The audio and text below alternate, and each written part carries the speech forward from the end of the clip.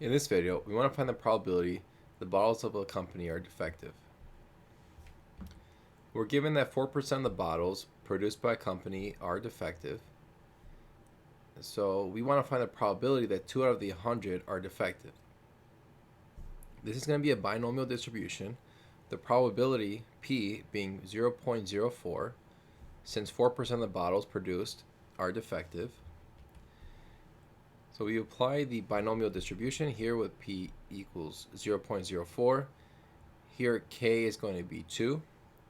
And so N is 100 since there's 100 of them.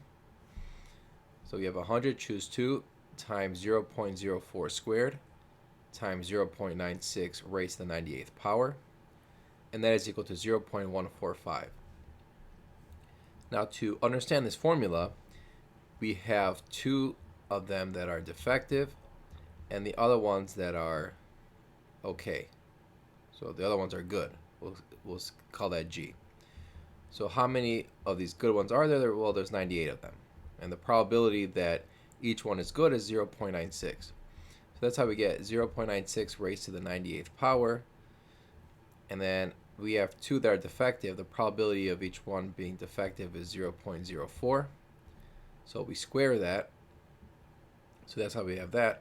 Now the 100 choose 2, we have many ways, or the order in which the bottles are defective can be different. So like, for example, you can have the first 2 are defective, or the second 2, or the first and the last, or the 10th and the 20th, etc. So this gives you the total number of ways you can have 2 defective bottles in 100 of the bottles, basically.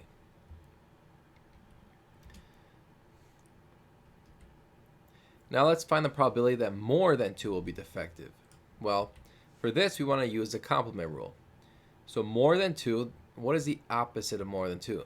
Well, if it's more than 2, it's greater than or equal to 3.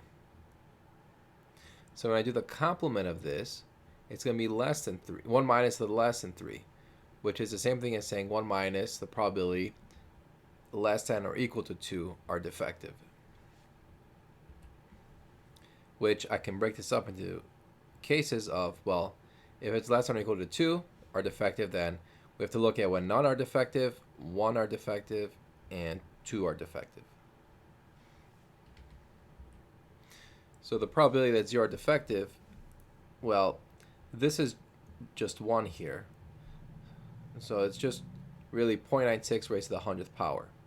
And again, this is going to be a binomial distribution. And here K is going to be 0. It's the number of defective. Now we have 1 is defective, so K is 1. Plug it in. You get 0.07. And then for 2, this one we already calculated, that is 0.145. So now we want to do 1 minus the sum of these probabilities, which is 1 minus 0.017 plus 0.07 plus 0.145, and that is equal to 0.768.